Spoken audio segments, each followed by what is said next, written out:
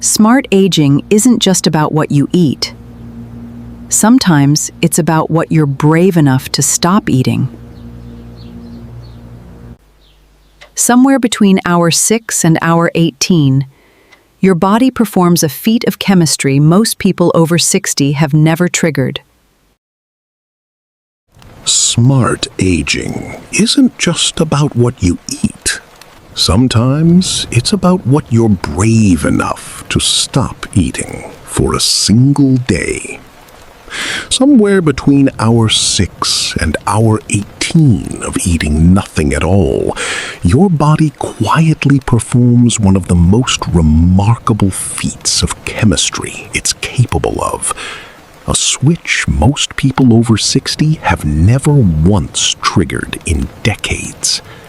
And what happens in that switch might explain why you feel foggy some afternoons and sharp as a blade on others. There's a woman I know. Call her the woman who skipped breakfast on a dare. 63, a retired school teacher, the kind of woman who taught 3rd grade for 31 years and still corrects grammar out of habit, who has tried every diet trend her granddaughter has ever texted her about, usually for about 4 days before quietly abandoning it. I did it mostly out of stubbornness, she laughed. My grandson said I couldn't go a full day without eating. 30 years of report cards and my own grandson doubting my discipline.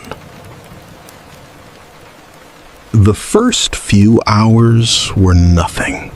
She barely noticed, distracted by a crossword and a phone call with an old colleague. By hour 8, the hunger arrived exactly as she expected it to. Sharp, insistent, a little dramatic. She almost gave in around noon, standing in front of the open refrigerator for a full minute doing nothing but looking. But by hour 14, she said, something strange happened. The hunger didn't get worse, it got quieter, almost as if it had exhausted itself and moved on to something else entirely. And her mind, which she'd assumed was simply getting older, slower at crosswords than it used to be, felt unusually, almost eerily clear. The kind of clarity she remembered from decades earlier, standing at a chalkboard mid-lesson, fully present in a way she hadn't been in years. This is metabolic flexibility, your body's ability to switch fuel sources. And it happens in 3 distinct stages, each with its own character, its own signature feeling. Stage 1, the first 6 to 8 hours. Your body burns the glucose still circulating from your last meal. Business as usual. Nothing remarkable. The same process running in the background of an ordinary Tuesday. Stage 2, roughly 8 to 18 hours. Glucose runs low, and your body turns to stored glycogen in the liver, releasing it steadily, like a reserve tank kicking in. This is often the hardest stretch, the stretch where hunger feels loudest and most insistent, because the body hasn't yet found its new rhythm. Stage 3.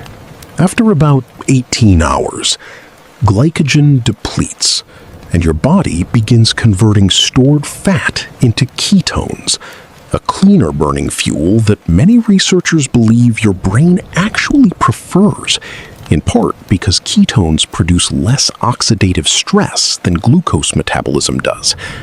This is the shift the school teacher felt as clarity. The moment the fog she blamed on age quietly lifted, replaced by something closer to the sharpness she remembered from her classroom years. It's not magic.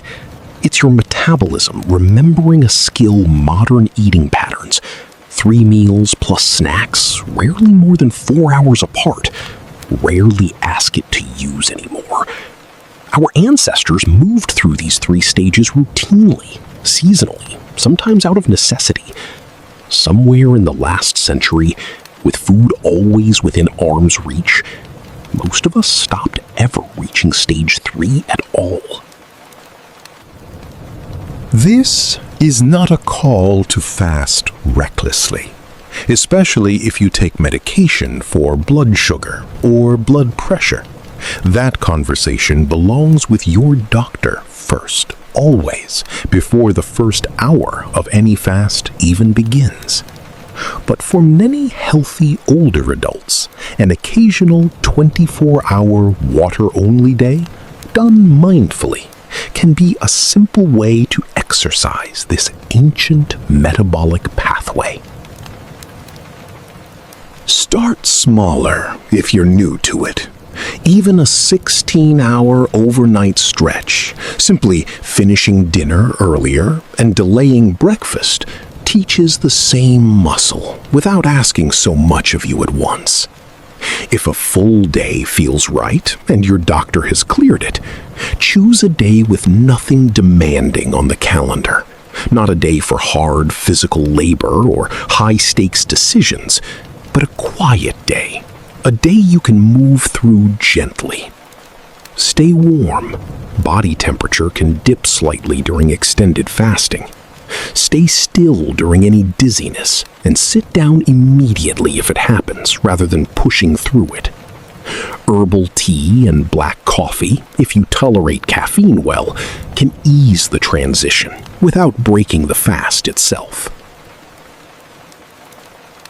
And break the fast gently. Bone broth or a soft-cooked egg. Not a plate of pasta, not the largest meal of your week as a reward. The stomach has been quiet. Give it a quiet reintroduction. Listen closely. Your body will tell you when it's had enough, in this and in nearly everything else, if you're willing to slow down long enough to hear it. But here's what the school teacher told me weeks later, and it had nothing to do with ketones. She said the hardest part wasn't the hunger, it was the silence where food used to be. No snack to distract her from a difficult memory, no coffee to rush past a quiet morning, no small ritual to reach for in the space between one thought and the next. For 24 hours, she simply had to sit with herself, fully. Without the small, comforting interruptions most of us build our days around, without ever noticing. And in that sitting, she found something she hadn't expected. She still liked the company.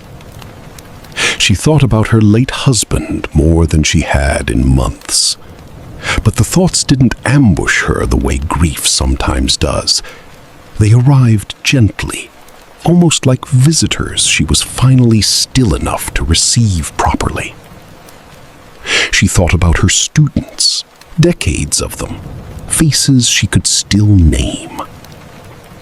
By evening, she said, she felt less like she'd survived a day without food, and more like she'd spent a rare, unhurried afternoon with an old friend she'd been too busy to see in years. Herself. Maybe metabolic flexibility isn't only physical.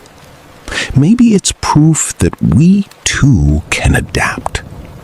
That even late in life, the body and the spirit can still learn something new, can still surprise us with a capacity we'd quietly assumed had closed off years ago. Your body moves through 3 metabolic stages when food disappears.